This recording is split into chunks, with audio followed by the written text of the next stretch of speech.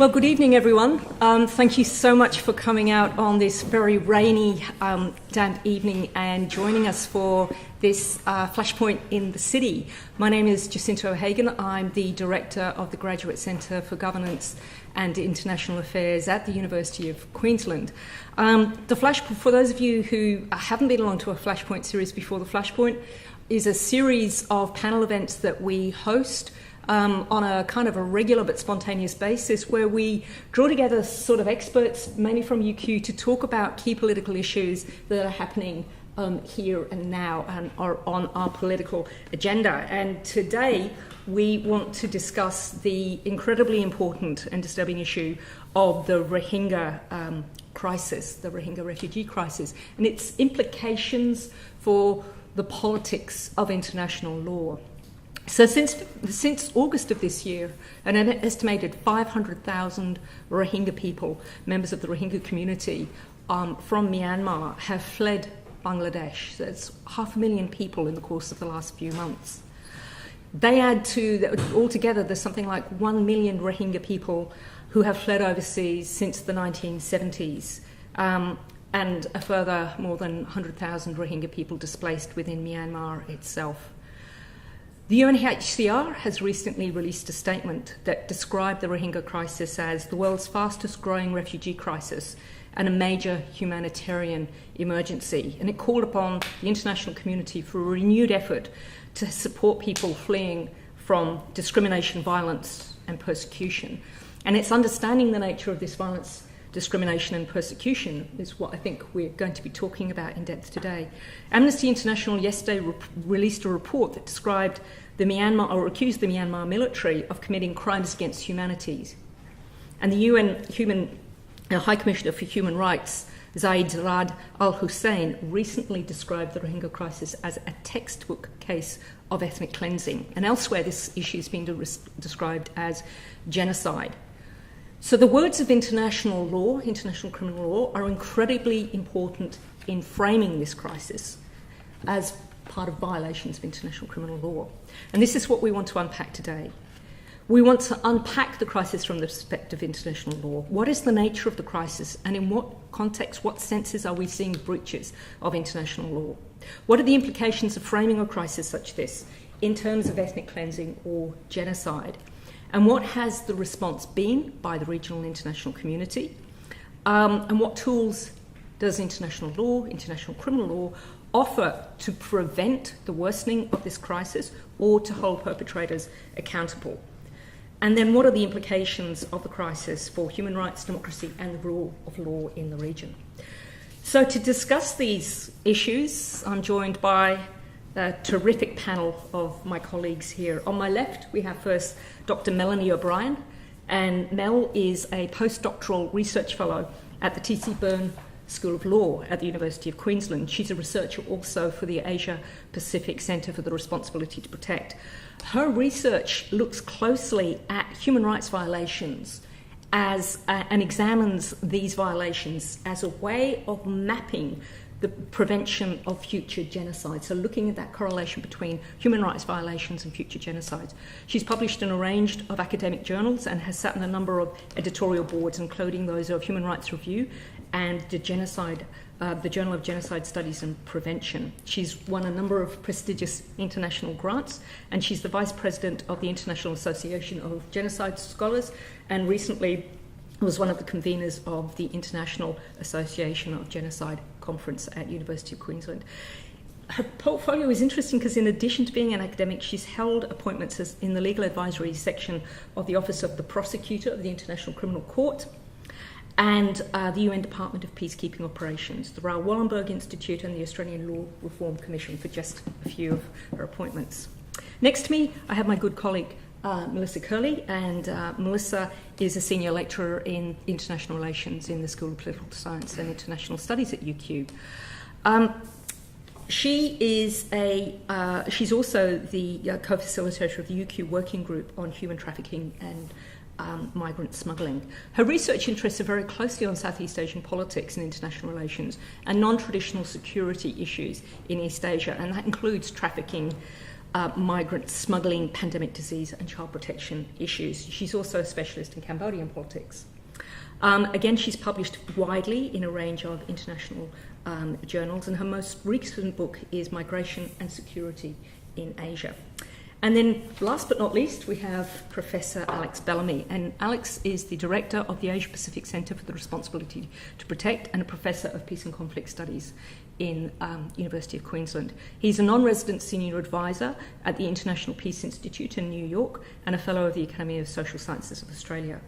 He co-chaired in 2008-2009 the Council for Security Cooperation in the Asia Pacific study group on the responsibility to protect, and he's currently the secretary to the high-level advisory panel on the responsibility to protect in Southeast Asia. He also publishes widely and is the editor of the Global Responsibility to Protect journal. So you can see we are extremely well provided for here to discuss the issues. What I'm going to do is ask our panellists a few questions to get them going, to talk about the topics, hopefully get a conversation going between them, and we'll have a panel discussion for about 35, 40 minutes, and we'll then go to Q&A from the audience. So let me start first with you, Mel 1. Can you provide us with some background, please, on what is actually happening in Myanmar and Rakhine State? Who are the Rohingyas and what's the crisis? Sure. This is actually a question that I've had a lot of people approach me in the past month. They're sort of saying, Mel, what's going on? You know, what is the Rohingya crisis? And the first thing that I've said is this is actually not new. This is nothing new, and it's actually been going on for decades. It's just that it has escalated now and it's really hit the front page. So what we see is we have the Rohingya group, who are a minority group, a minority Muslim group that live in Rakhine State in northern Myanmar or Burma, and they, since 1982, have been considered non-citizens of Myanmar.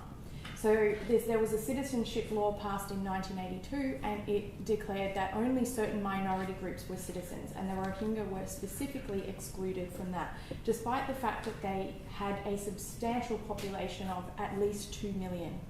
Now, the Rohingya have actually been living in that area since at least the 7th century AD. So they haven't just arrived there. It is an area that they've been living in for a long time. However, the Myanmar government, particularly the military leadership, says that what they do is they call them Bengalis, which to them is a derogatory term, and they refer to them as immigrants who they're not Burmese and they don't actually belong there, despite the long history of the Rohingya people in that region.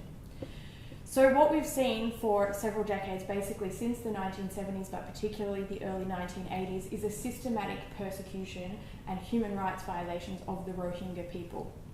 Now, these have escalated once we hit the 21st century in different bursts over time, but the crimes that have been committed, and that you may have read some of them in the news recently, are not new, and they are crimes that have been committed against the Rohingya for quite some time. They just have had points of escalation over time that we've seen. So to give you an idea of some of the human rights violations and crimes that are going on, we are seeing a restriction of movement of the Rohingya people. So a lot of them are actually being kept in camps, and they're not allowed to leave the camps. They're not allowed to travel around Burma without authorization, which is basically impossible to get. They've had their documentation removed from them because they're not considered to be citizens, so therefore they have no documentation that says who they are, where they live, where they were born, when they were born, and those kind of things. They've actually had their reproductive rights restricted, so a law was passed restricting the number of children that can be had by certain groups, and while it doesn't mention Rohingya, it's meant to apply to Rohingya by the structuring of the law that they passed there. So it means that they're only allowed to have 2 children in each family, and that only applies to them. One of the things that's created problems is, of course, that any of children subsequent to the 2 that they've had are illegal and cannot be registered and basically can have no life in Myanmar. However, in reality, most of the Rohingya can't really have much of a life anyway. Because they are denied citizenship, they're also denied education.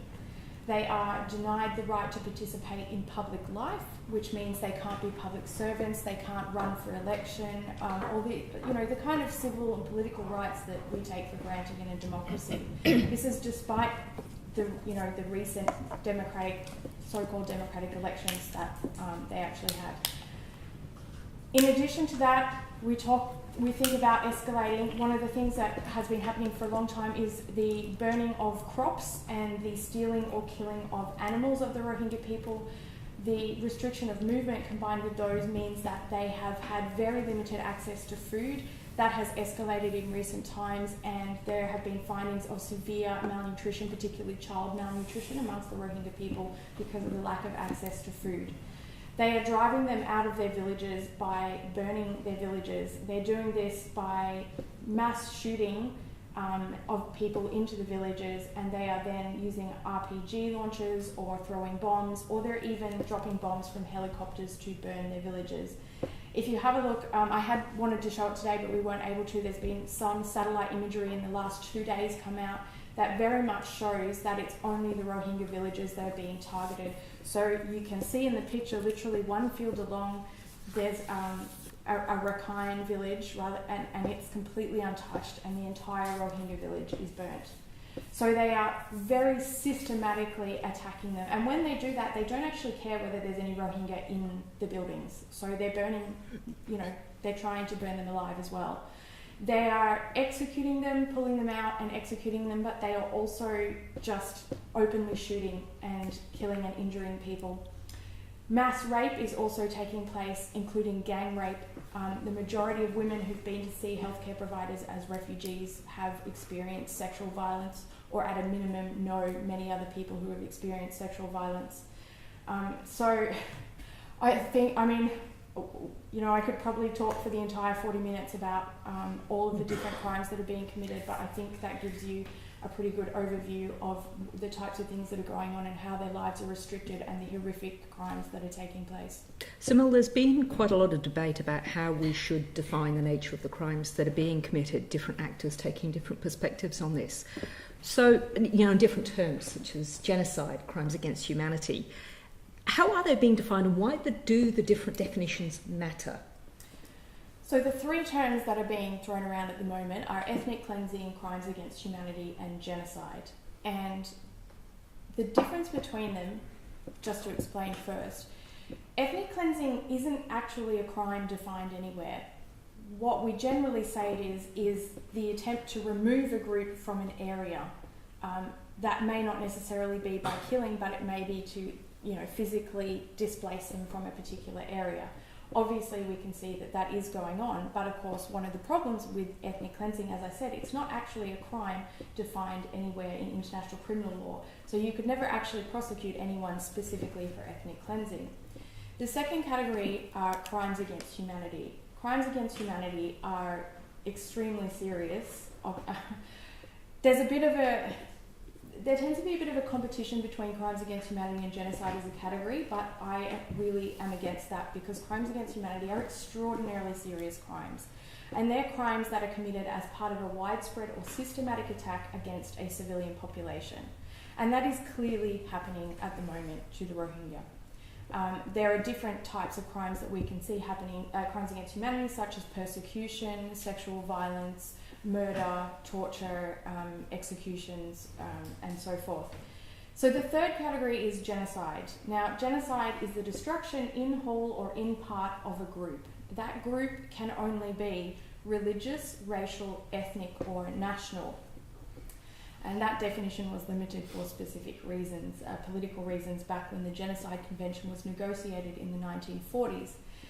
The Rohingya have been targeted. It was initially sort of said they were targeted for ethnic reasons. They were different ethnicity, but religion is also a huge part of it. So we can see that they are specifically targeted because of their ethnicity, but also because of their religion, because they are Muslim, and Burma is not a Muslim country, it's a Buddhist country. And as actually in the crimes that I'm talking about being committed, they are not just being committed by the military and by the government force, but they are being committed by local people, but also including by Buddhists, by Buddhist monks who are joining in on the violence. So there is a specific religious element to it. The main part of the debate is about this genocide issue. Is it genocide or is it not? I personally believe that it is. The reason that people would argue that it is not is because in law there has been a very strict view that destruction means physical destruction. So if there's no physical destruction of a group, then it can't be genocide.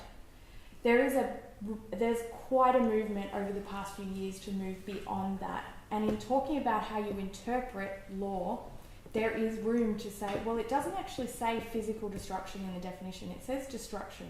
And if you think about that a group is defined by who it is, its very characteristics of being a religious group, of being an ethnic group, if you destroy those characteristics, you've destroyed that group. If they don't exist as that group anymore, they're gone. And one of the things that we see is that the Rohingya is dispersed in many, many, many countries. Jacinta's talked about some of the statistics, and forgive me, I have to look at notes for these numbers because there's just so many. Today's numbers out from the UN, 537,000 Rohingya in Bangladesh. But we've also got Rohingya in Pakistan, Saudi Arabia, Malaysia, India, UAE, Thailand and Indonesia.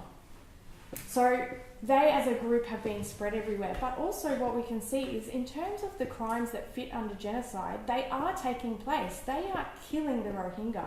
They are raping the women and girls. These are genocidal crimes that can't be denied.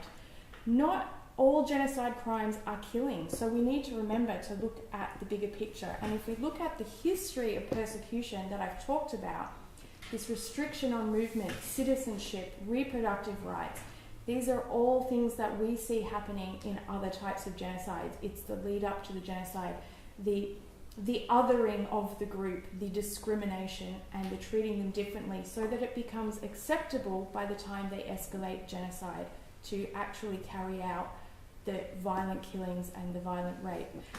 In terms of the importance of the difference, there is a genocide convention, but there is no crimes against humanity convention. So that means that often there's a push to have a mass atrocities called genocide because states should take action under the genocide convention. They don't necessarily do that when they should, but that's really the big crux when it comes to, is this genocide? Because without a Crimes Against Humanity Convention, there really is nothing to force states to take action. Obviously, Alex is going to expand more on R2P and where that comes in more generally, but in terms of really thinking about strict international law, that's the problem there. This could be a really good opportunity to bring you in, Alex, to tell us a little bit more about this broader international context and the international response. I'm wondering if you wanted to expand on that. Okay, so I mean, just for kind of sake of sparking a debate, I mean, to pick up on that issue of whether or not it's genocide, from a kind of policy and practical perspective, there's an argument to say it doesn't really matter. And that in fact, right now in the heat of the moment, getting bogged down in debates about which particular one of the atrocity crimes is being committed can actually be a distraction. So we saw, for example, in the international response to the crisis in Darfur, but really for about 24 months, the world was hamstrung around this question of, is this genocide or isn't it genocide? The UN had a commission of inquiry into this that came up with a report that said it might be or it might not be, and it's for a competent court to decide. This is now a legal concept, and it will be courts that decide, principally on the issue of intent, because that's the issue that is debated, is are these crimes being committed with the intent to destroy the group in whole or in part? So the crimes substantively are the same, whether it be a crime against humanity, or war crime, or genocide. It's the context and the intent behind it that's different. So from a policy point of view, one of the things that I've kind of learned from as I've lost hair over the years is that in the heat of the crisis, you probably don't want to get too bogged down in this question, because diplomats will bog you down in this question, and it will divert attention from the more practical questions of what physically is actually going on, ascertaining the facts of the case, and thinking through what can be done about it. And there's no doubt but atrocity crimes are being committed. So, as both Jacinta and Mel have pointed out, there is a wide body of evidence now about systematic ethnic cleansing, about crimes against humanity. So these are indisputable points. There are points of dispute about the extent and the scale and when and who and wherefore. But in terms of the fact that there is an emergency, a crisis characterised by the widespread and systematic commission of atrocity crimes, that's not in doubt. And that's where the responsibility to protect comes in and relates to some of these legal points that Mel was talking about. So the background of R2P was very much a political background, and it was born out of a recognition from states that a huge gap had opened up between what international law said and what actually happened in the field. So international law since 1945, and Mel is the expert on this, so will be able to tell us more about this, has developed a broad suite of prohibitions and legal protections around atrocity crimes. So forbidding armed groups from attacking civilians, demanding that positive steps be taken to prevent civilian casualties in war, ensuring things like humanitarian access in times of armed conflict and in times of civil war. So we have this huge body of law, but very little action when it came to enforcing or implementing the law. And this gap, which was there throughout the Cold War, in fact, in some ways was starker during the Cold War, but became really apparent after the Cold War. And for me, the classic lesson about that gap is in the fact, those of you old enough will remember the war in former Yugoslavia, which was also characterised by widespread atrocity crimes, including the crime of genocide in Srebrenica. But in response to that crisis, the United Nations created a peacekeeping mission that was called, had as its name, the United Nations Protection Force. Yet the UN Protection Force didn't actually have a mandate to protect anybody, apart from itself. And this was ruthlessly exposed in 1995 in Srebrenica. And so this gap became apparent. So people said, well, how do we try to close this gap? And R2P is one of the ways of trying to address this gap. It's by getting states to make a political commitment that says, look, we've got these legal obligations, and actually, you know what, we might actually implement them. So R2P says three things. It says, firstly, it says states have a responsibility to protect their populations from the crimes that Mel was talking about: genocide, war crimes, crimes against humanity, and ethnic cleansing. And R2P is powerful because it's a one-sentence statement, but every state is signed up to that says, we have this responsibility. No ifs, no buts, no caveats. And also, in the case of Myanmar, what's really interesting is that R2P doesn't say states have a responsibility to protect their citizens. It says states have a responsibility to protect populations. So irrespective of whether or not somebody is a citizen in that country, the responsibility to protect applies. Second thing R2P says, recognising that there are sometimes situations where a state may be well-intentioned but physically unable to protect its population from violent extremists or non-state armed groups, or both, is that the international community should assist states to fulfil their responsibility to protect. Good example of this in the region would be the Regional Assistance Mission to the Solomon Islands. An example where you have a government facing civil war and conflict, asking for international support and receiving it. That's the second pillar. The third pillar says, if the state is manifestly failing its responsibility to protect, then the international community has a responsibility to take steps to protect vulnerable populations. Firstly, using all the peaceful measures at its disposal, and then if that fails, by acting through the UN Security Council. So that's R2P. That was agreed in 2005 and has become now kind of a common part of the diplomatic language. Now, where we see it at play in a situation like Myanmar, you might say, well, the international response has been pretty lame, and indeed the international response has been pretty lame. But what you don't see is anyone in the region saying this isn't an international concern. What Myanmar does to its population is no concern about. You don't see states saying that. 30 years ago, you would have seen states saying that. You would have seen states saying, well, it's bad and all that, but, sovereignty is sacrosanct. This is an internal matter. Nothing we can do about it. So you see an understanding today that the international community should be doing something about it. And a lot is happening. The reason why it's been so muted is, of course, this current crisis in Rakhine State comes in the context of a much broader reform process in Myanmar, including a much broader peace process in Myanmar. So states and diplomats and peacemakers and the UN have been caught in this dilemma of what to prioritise and how to prioritise and how far to push the government without pushing it so far that you undermine the broader peace process. And to put that in context, Myanmar, if you ranked countries the number of conflict years since 1945, Myanmar would be the number one country. It's not had a year of peace since independence. It's currently negotiating a comprehensive peace agreement with 14 non-state armed groups. 8 of those have signed on, 6 remain outside of the tent.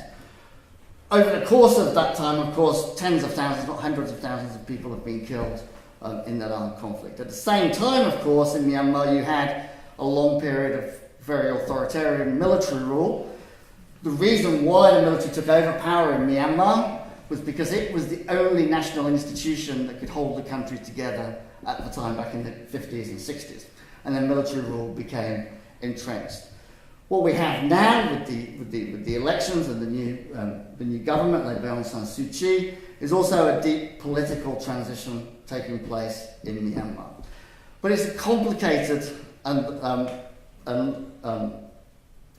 complicated transition that will stretch over years, if not generations. And there's a sting in the tail, which was that the military said, in return for open elections, we demand 2 things. We demand 25% of all the seats in Parliament. So 25% of all the seats in Parliament are held by the military.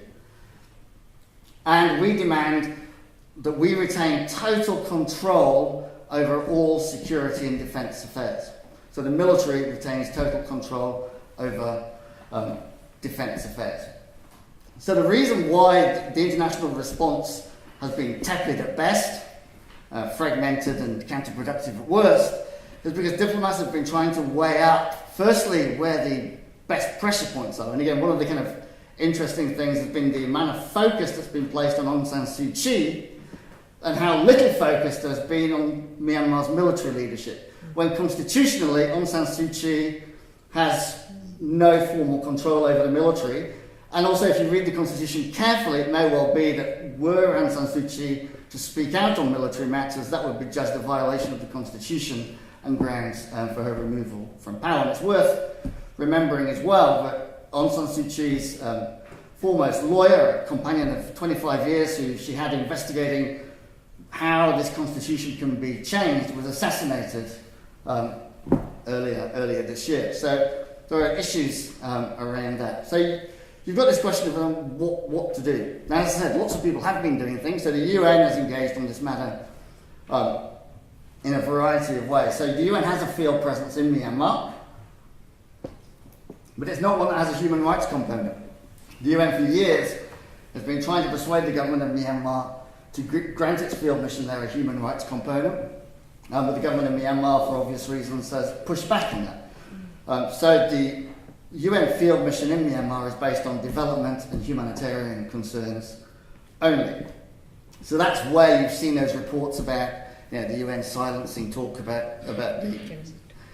Because what they're worried about is that, firstly, it's not their mandate, but secondly, more importantly, they're worried about the closure of humanitarian access. That if they come out to speak out on human rights concerns, particularly prior to the event, that the government and the military will use that as an excuse to close humanitarian access. And this is not a new problem. It's a problem that the UN faced in Darfur, faced in Sri Lanka, faces lots of places. But nevertheless, you have that field mission. And I'm pleased to say that in the last 2 days, the UN has actually negotiated access for its agencies and the Red Cross into Rakhine State. So both the Secretary General and the Head of Department of Political Affairs, Jeffrey Feltman, have been pushing humanitarian access as a key thing, and the government has, at least in principle, opened up humanitarian access. The other thing is that the UN's human rights machinery has been working on this as well. So the UN has a special rapporteur that reports regularly to the Human Rights Council that Australia just got elected to on the situation in Myanmar broadly, but she's been focusing quite a lot in the last 12 to 18 months on the situation in Rakhine State, and in particular on rising hate speech amongst the Buddhist extremist community. And here's again where issues are interlinked. why is there a rise of hate speech in the last 12 to 18 months? Well, what's been going on in the rest of the country is democratic transition. Opening up to freedom of speech has been happening in the last 12 to 18 months. And when you open up freedom of speech, it's not always only nice liberals that get to talk about things, but also extremist voices as well come to the fore. So as you've seen a political opening, you've seen not just pro-democracy voices coming to the fore, but also more extreme voices as well coming to the fore. And the UN Special Rapporteur has been talking about that quite a bit in the last 12 to 18 months, for which she herself has been targeted and abused pretty awfully by this extremists. We've also seen the UN Security Council. It's not yet passed resolutions and is unlikely to do so because of obvious geopolitical reasons with Myanmar's relationship with China. But the Council has had informal consultations on the issue, has talked to Kofi Annan on the issue and the Secretary General on the issue, and the issue is very much on the Council's agenda. And there is a sense that if the political moves at play at the moment don't come to fruition, then it may well come back to the Council, where China would likely block coercive measures, but may be open to more or less coercive measures. And on the final point, I couldn't talk without mentioning Kofi Annan. So one of the things that Aung San Suu Kyi did on coming to power was recognise that the Rakhine conflict is a complex and difficult conflict. And it's important to underscore just how deeply entrenched the discrimination and antagonism towards the Rohingya is in Burmese society. If you're in Yangon right now reading all of the newspapers in Yangon, you would not be reading newspapers that say government's committing terrible crimes against the Rohingya, we need to listen to the international community. You'll be reading papers that say it was Rohingya Islamist terrorists that started this by attacking police posts. Government needs to be tougher, needs to take a harder line, and it's because it went a bit soft under Aung San Suu Kyi, that's why we've got the problem we've got now. So this is a deeply entrenched discrimination, as Mel talked about. This is not new, this goes back a long, long way. So what Aung San Suu Kyi did was to say, well, we need some sort of blueprint for how we move forward. Now, anything that the government comes up with is going to be tainted right from the get-go as being politicised by one side or the other. So she asked Kofi Annan, all of you know, is former Secretary General of the UN, who did a good job with conflict mediation in Kenya, as good a job as was possible to do in Syria. He got as close as anyone got to a negotiated settlement in Syria back in 2012. And she invited Annan to lead a panel of experts to review the Rakhine conflict and present a comprehensive plan for how you move forward. And I think it's no coincidence that the attacks on the police post that triggered all of this occurred on the very day that Kofi Annan was releasing his plan. What's interesting is that amidst all the violence, the Aung San Suu Kyi government has committed to implementing the Kofi Annan plan in full. And that includes provisions for granting citizenship to the Rohingya, which lies at the heart of this issue. So what the UN is now saying is that the priorities have to be threefold. Firstly, the provision of humanitarian aid, both urgently needed, both over the border, but also inside Rakhine State to create the conditions possible for the second thing that needs to happen, which is for the populations to return in a safe and dignified manner. And then the third thing that needs to happen is, of course, the full implementation of the Kofi Annan plan, as the government has committed to.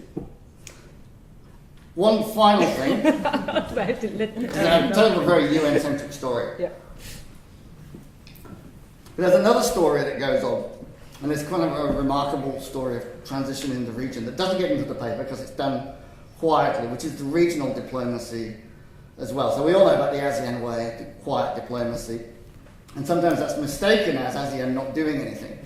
But actually ASEAN leaders have been doing quite a lot. If you just look at the flight schedules of ASEAN foreign ministers in particular, you'll find that lots of them have visited Myanmar in the past month or so. They've been doing so to press the government to show restraint, to end the violence, and to accept a negotiated end. Also, you'll see, when you look at the UN negotiations on humanitarian access, how they finally got it was by partnering with ASEAN, to say, let's do this as a UN-ASEAN partnership that is, of course, more acceptable And that's an important seismic shift in the way that ASEAN thinks of these issues as well.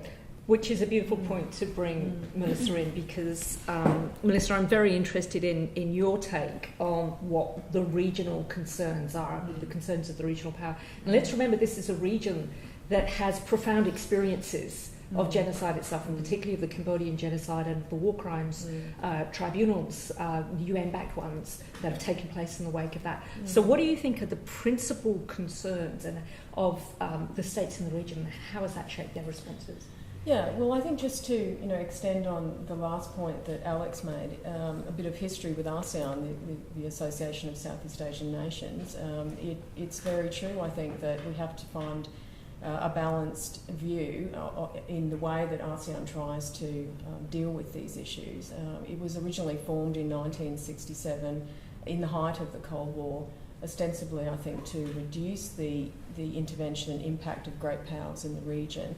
But I think often overlooked is the fact that it was one of its primary reasons for being formed was also to solidify regime security and internal security. So some of the history I think that Mel and Alex have presented really, we have to look back at history and remember the kind of challenges of state building and nation building that countries in Southeast Asia have faced historically and continue to face. And of course, one of the ongoing, I think, concerns in their mind, which would be in the mind of Southeast Asian states, but also perhaps in Northeast Asia, is the potential and the worry about this local and regional issue potentially escalating and involving other powers and escalating beyond the region in a very negative way, perhaps further, terrorism and extremism.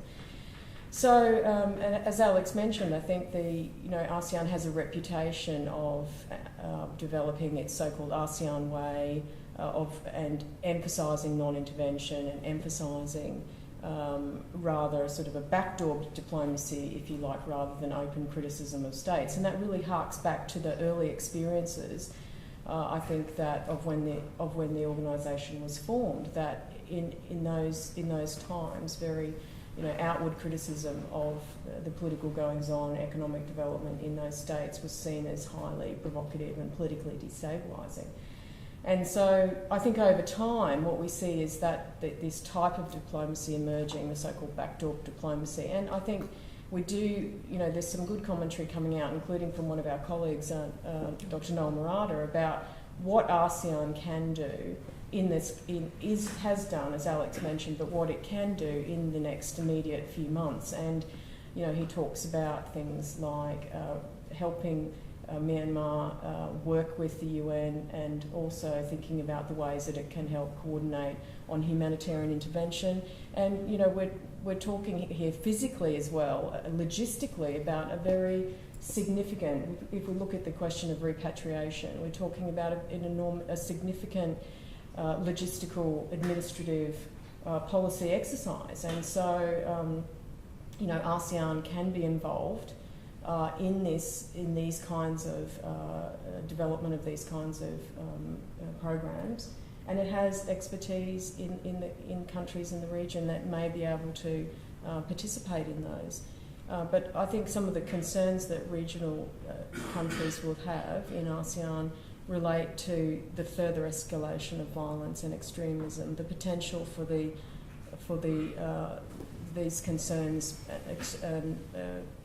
religious, interreligious violence escalating beyond the region, or additional external combatants coming into the violence and escalating it that way. And so I think containing the threat of external militants is something that regional states are very concerned about. So it seems we have this, perennial tension here between the pursuit of international law and the norms of the protection of the individual, and concerns with security and sovereignty and protection, which are major issues here. I think at this point it might be useful to throw the floor open to see if there's questions from the floor that can come to any of our panellists to comment or develop on the issues that they've raised so far. So, any takers? James, yeah. Building on what Professor Belty said earlier with the plan, or with Kofi Annan's plan and the acceptance of it by Aung San Suu Kyi's government, if they did try to push that through, how would the military respond? Would they have an incentive? So do you think they would oppose it? And if they did, how exactly would they do it? Through security concerns, which are under the strict domain of the military, or under administrative concerns, as I know the government, the military also has significant power over? How exactly would they try to sabotage the plan, if at all? Good question. As they always say, you should never predict what may or may not happen, so I'll have a go. So, undoubtedly, the hardliners in the military are not unhappy with the situation as it is now. They see that they've got a situation where they can deal with the Rohingya situation that they've wanted to deal with for a long time, and blame their arch-enemy Aung San Suu Kyi for everything that happens as a result, and maybe even force her out of power and find some sort of excuse. So they're kind of quite happy with the situation. Now they kind of quite like waking up and reading the international news, having to go at Aung San Suu Kyi and looking at the news in Yangon, where 12 political parties have now come together to call for Aung San Suu Kyi and the NLD's resignation and demand a stronger line against the so-called terrorists. Now, they don't like the Kofi Annan plan for lots of obvious reasons. It goes against kind of fundamental aspects of what they're about. So how do you try and persuade them to go along with the Kofi Annan plan? Well, two things help. One is legitimacy, and this is precisely why Aung San Suu Kyi brought in Kofi Annan in the first place. It's because it's kind of the Nelson Mandela effect. Nelson Mandela mediated the conflict in Burundi in the 1990s by simply arriving and saying, "I'm Nelson Mandela, here's your peace plan," as if anybody was going to argue against it, because he had such authority and legitimacy as a peacemaker. So part of the reason for getting Kofi Annan to do it in the first place was legitimacy. So the plan has legitimacy and a degree of buy-in already as a result from different political parties. So this will make it difficult initially for the military to push back. The more legitimacy you can get around that plan, so the more you can make sure that people across the country know what it is, what it calls for, why it calls for it, the better. The second thing you need is good old material support. One of the things that our centre has called for recently is a donors conference around the Kofi Annan plan. So bringing together the world's major donors, major financial backers, because there are things in that plan that are going to cost money. Obviously not so much the citizenship issue, but the other thing about Rakhine State is it's the poorest part by a considerable margin of an already poor country. So in order to address the root causes of the crisis in Rakhine State, you've also got to invest significantly in development. So one of the ways you do that, of course, is to use the plan as a vehicle for marshalling serious amounts of development assistance that, again, backs up the legitimacy with material good. One of the things that we have kind of found in the past is if people's lives are materially getting better as a result of some political process, they are more likely to support that political process than they are if either nothing happens or things start to get worse. So what needs to happen for that third phase is smart politics within Myanmar, acknowledging and understanding that there's going to be pushback, not just from the military, but also from other sectors of the community. But also the international community needs to decide whether or not it's going to back it. And if it is going to back it, it needs to do so in serious ways. Now, one of the interesting, going back, this will be my final point, one of the other things that Myanmar teaches us is that sanctions are a really poor way of influencing policy behaviour. So the West had sanctions on Myanmar for 20 years, and all it delivered was more authoritarian government and no reform.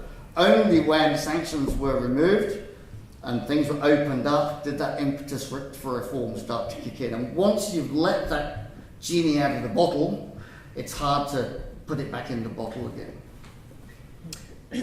It's an interesting point, Alex, because we're looking at the different instruments that we have in terms of negotiation and in terms of development, but there are also these tools of international criminal law itself and the issues of the deterrence factor, perhaps, of trying to hold perpetrators to account. Now, this is interesting. I think it would be useful to get both Melissa and Mel too's comments on this. I mean, Melissa, we were talking before about the experience of Cambodia and the application there of the use of war crimes trials, holding people to account. Does that have a role, do you think? Is that an influence? Is it an instrument, you know? Well, yeah, I mean, of course, I think we can't completely compare the Cambodian situation to the Rohingya one currently. You know, they're two distinct, historical kind of moments. But I think what we can say, certainly from the Cambodian experience, is that there's a deep, I think, connection within Cambodian society amongst people in the government, stakeholders in civil society, individual citizens who have, through the Khmer Rouge tribunals and through the participation of civil parties, which has been, I think, quite an important facet of the particular makeup of the trials there. It has given the institutional kind of context for how for people to speak about their experiences, really in a very obviously within the judicial environment where everything is notated and published, and so and therefore there's the other members of society also have access to it. So I think that the experience of the genocide in Cambodia. I mean, I gave a public lecture in June in Cambodia on what the strategic role that Cambodia can play in Southeast Asia in promoting the responsibility to protect. And I think there's an enormous richness there within not just the parts of the government, civil society, but people in general, and how their lived experience. It's the only Southeast Asian country that has a genocide museum. It has a very rich documentation and case law from the Khmer Rouge tribunal, just to name a few. So I think there's a lot that we can certainly learn from the history of the Cambodian genocide. Not to say that I don't know that we want to sort of draw immediate conclusions, but what I think we can say is that there are a lot of there are stakeholders and people within Cambodia that are willing to become champions for promoting the need for atrocity prevention measures, which can be they can be at the grassroots, they can be in schools. Cambodia also has quite a significant genocide education and history component. So there's a lot that I think the experience of Cambodia can bring to other countries. I mean, but having said that, I think one of the points that Alex made, I think we need to return to, and that is persuading and convincing the Myanmar government to look at the root causes of the problem, of the issue. And so, that what I'm talking about here in Cambodia is all well and good, but I think we need to bear in mind that this question of how do we bring political will to bear on the root causes of the problem that we're currently talking about. Yeah. Mel, what do you think about that? Is it too soon to be thinking about the application of international criminal trials, for instance? Well, I'm an international criminal lawyer, so it's never too soon. Obviously one of the major differences between what happened with Cambodia and now is that we currently have a permanent international criminal court, which didn't exist in the 1970s when the Khmer Rouge were committing their atrocities. The International Criminal Court, however, has limited jurisdiction, and that jurisdiction is only over the crimes committed within the territory of countries that are state parties to its Rome Statute, which is the treaty that the International Criminal Court is based on, or crimes committed by nationals of that state. Unsurprisingly, Burma or Myanmar is not a state party to the Rome Statute.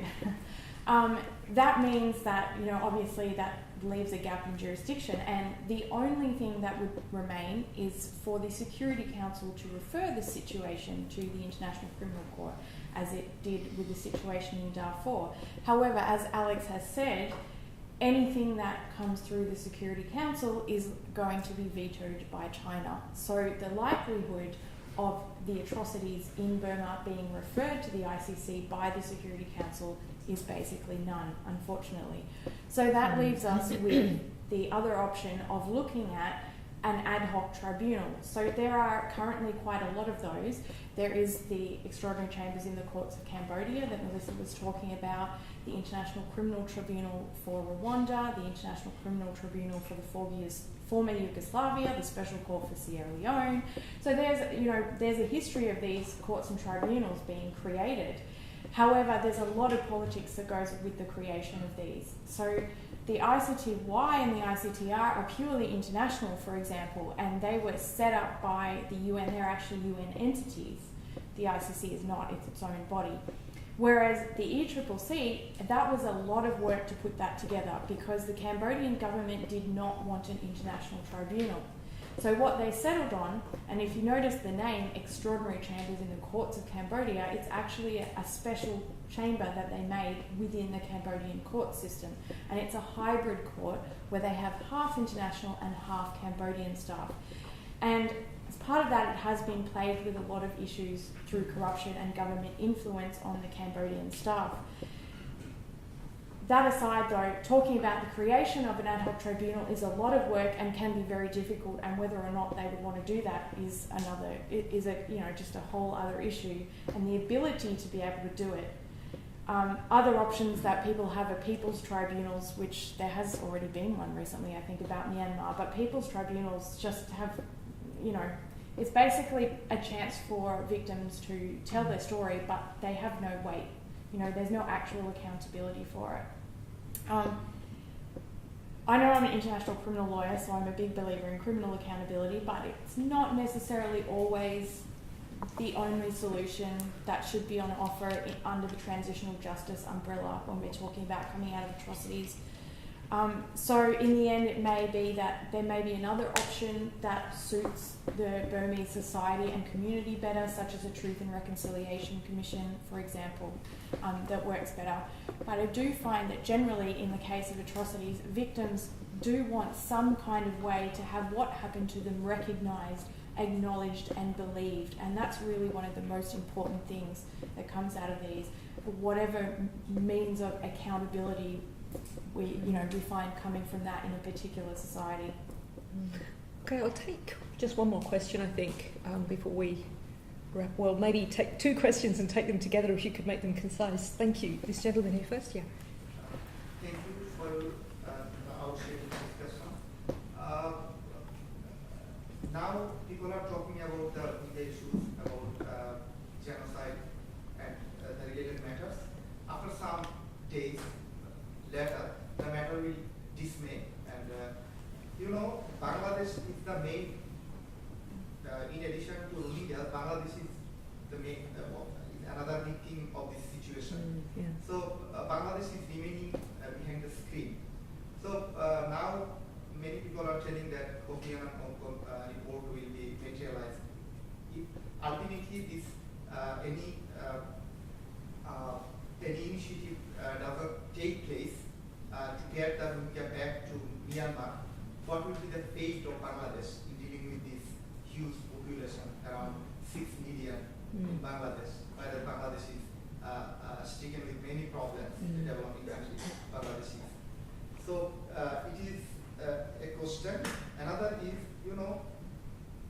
the whole world sees the realities, the killing, massive rape by this autocratic regime.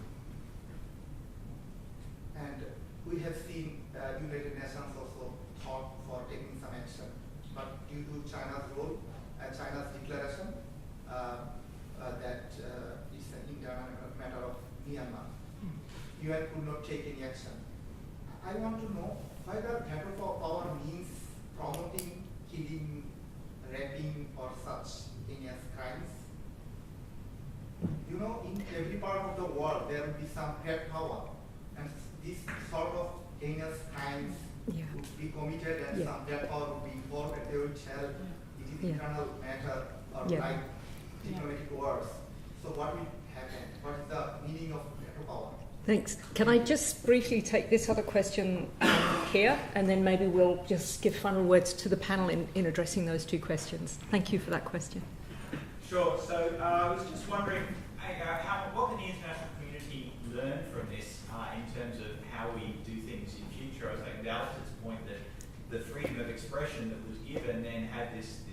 this terrible effect. And I was wondering, A, was this predictable? Did somebody say, hey, if we do all of this, do you know what will happen? This is a real possibility. And B, to the extent that the international community can modulate how reforms are going, did we do something wrong? Did we get the order wrong? If we've got human rights and civil rights, if we've got democracy and if we've got development, is there a different order we should have tried to push this in? It was putting, we have seen cases before where putting democracy on the table has not helped matters in terms of giving people a reason to commit crimes they might not otherwise would have. So is there was it predictable, and is there some takeaway? Should we go across the... That's one way. Do you perceive that is that any kind of international science is going on behind the scenes? International science? Is there any kind of science by the international players behind the scenes? Also, science behind the the scenes. Australian response is also low, I think. Yep. I've been reading the situation for a number of times, being a student of human services and things about it. The like of a steroid treatment for a long time is described perhaps.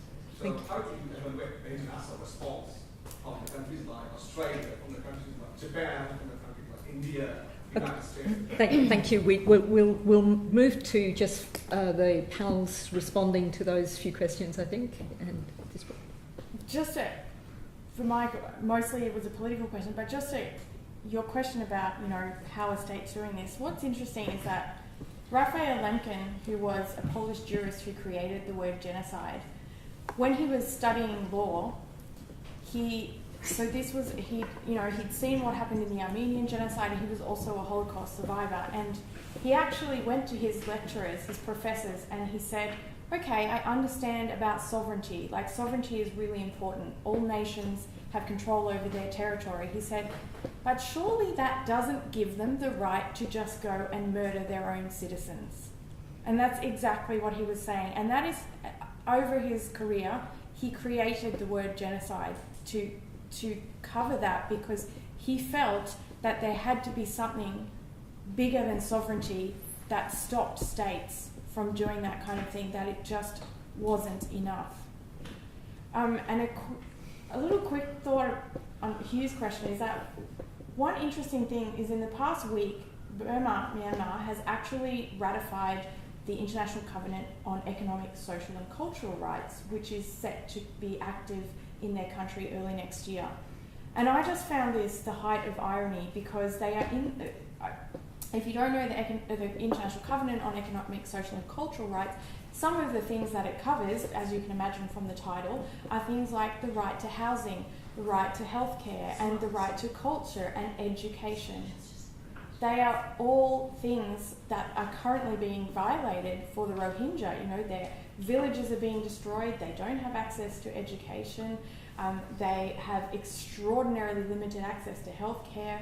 So, I find it quite ironic that they are ratifying these instruments while at the same time absolutely violating pretty much every right that's underneath them.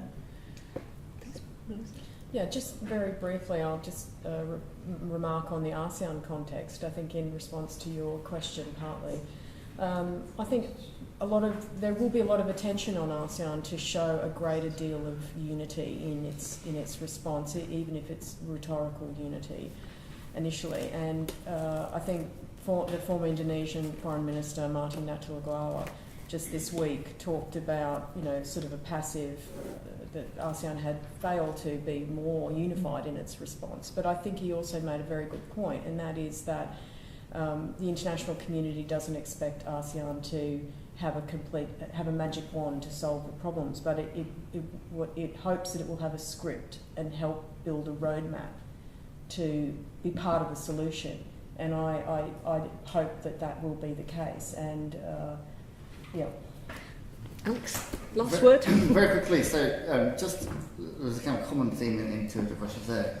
One thing I would say in relation to RTP is if we need more research and activism around precisely what different governments are doing in order to fulfil their responsibilities to protect. Everyone has signed up to this. This is not a thing that only the West has or that only neighbouring states have. So it's a legitimate question to say, what has Australia done to fulfill its commitments? What has India done to fulfill its commitment in this case? What is Bangladesh doing? And from that to generate both political activism, but also policy ideas. What could Australia do? Well, one thing, we've just got onto the Human Rights Council. The most likely route to accountability is through the current government-led investigation that will be monitored by the UN Human Rights Council Special Rapporteur. If that government-led investigation is inadequate, the Special Rapporteur will report to the Human Rights Council, on which Australia sits. One of the things that the Human Rights Council can do is refer matters to the General Assembly or the Security Council. A difficult and long-winded route, but not impossible, as we saw with the Michael Kirby Commission in North Korea. Who would have thought that North Korea would get onto the Security Council? Well, it did, thanks to Michael Kirby and the Human Rights Council. This one, on lessons learned, yes, it was predicted, and yes, people saw this coming, including people in the field. What it teaches us is firstly the need for upstream action. It is this is going to sound counterintuitive, it is much easier to galvanise political support for a response than it is to galvanise political support for upstream action. Even though in theory the upstream stuff should be more politically consensual. But it's really, really difficult, and we need to work on that. The second lesson, Myanmar, there's a kind of old saying, it's a good setting for it, that hard cases make bad law. Myanmar and Syria, they are seriously difficult cases. And when you look at the policy, it's not as if, when we talk about the silence of ASEAN or the UN, it's not as if there are a bunch of good ideas that people said, hey, here's what will solve the problem, if only you could do this. If you look at the sorts of things that are being debated and knocked down, there's kind of resolutions of condemnation. So one of the things that we needed to do as researchers is actually shift our focus away from I shouldn't say this in front of lawyers and things, away from the normative stuff and think about the practical stuff. We need more country specialists, people who know Myanmar inside out. We need to know more about what preventive tools actually work in different sorts of scenarios. What are the levers of influence? Who could be pulling those levers of influence? And how do we try to, as Melissa talked about, how do we try to build a script that is meaningful and influential in a particular country? We've spent the last sort of 10 or 15 years building this kind of normative consensus, and terrible optimist, but I think we have it now. We have sufficient consensus. What we need to do now is shift gear and think exactly about those really difficult practical questions. Because if we thought the normative stuff was difficult, the practical stuff is infinitely more complex and difficult.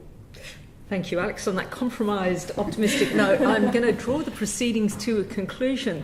I'd like to thank our panellists here, Mel O'Brien, Melissa Curley and Alex Bellamy, for their fantastic presentations.